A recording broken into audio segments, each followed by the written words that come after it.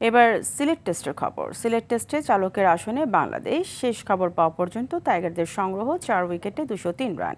তৃতীয় দিনের শুরুতে ১৫৬ রানের লিড নিয়ে ব্যাট করতে নামে স্বাগতিকরা।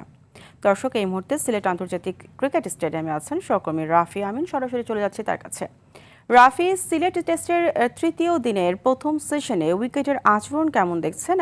সাথে আরও জানাবেন, যেভাবে খেলছে টাইগার ব্যাটাররা, তাতে কত রানের লিড পেতে পারে বাংলাদেশ?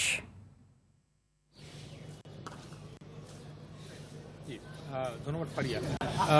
প্রথমে একটা বিষয় বলে রাখি যে টেস্টের তৃতীয় দিন, এই 3টা দিনের একটা কমন বিষয় ছিল। প্রথম 3টা দিনের প্রথম সেশনগুলাই মেঘলা আকাশে কিন্তু আসলে খেলা হয়েছে, তাতে করে যে বাতাসের যে আর্দ্রতা থাকে তাতে বলার একটা অ্যাডভান্টেজ পায়, বারবার বলছিলাম এই কথা।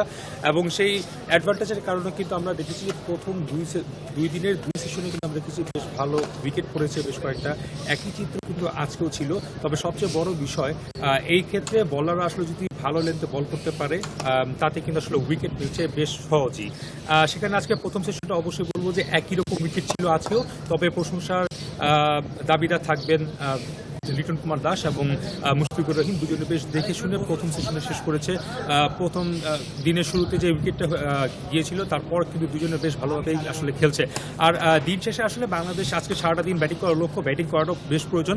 300-র অধিক যদি আসলে টার্গেট দিতে পারে সেক্ষেত্রে বাংলাদেশের জন্য এই ম্যাচটা নিজেদের নিয়ন্ত্রণে নিয়ে নেওয়া বা পরবর্তী 2 দিনে পাকিস্তানকে চাপে ফেলে এই ম্যাচটা জয় করাটা বেশ সহজ একটা কাজ হবে। অবশ্যই বলা যায় 300 রানের উপরে লিড গেলে বাংলাদেশের জন্য সুযোগ থাকে। ধন্যবাদ ফারিয়া।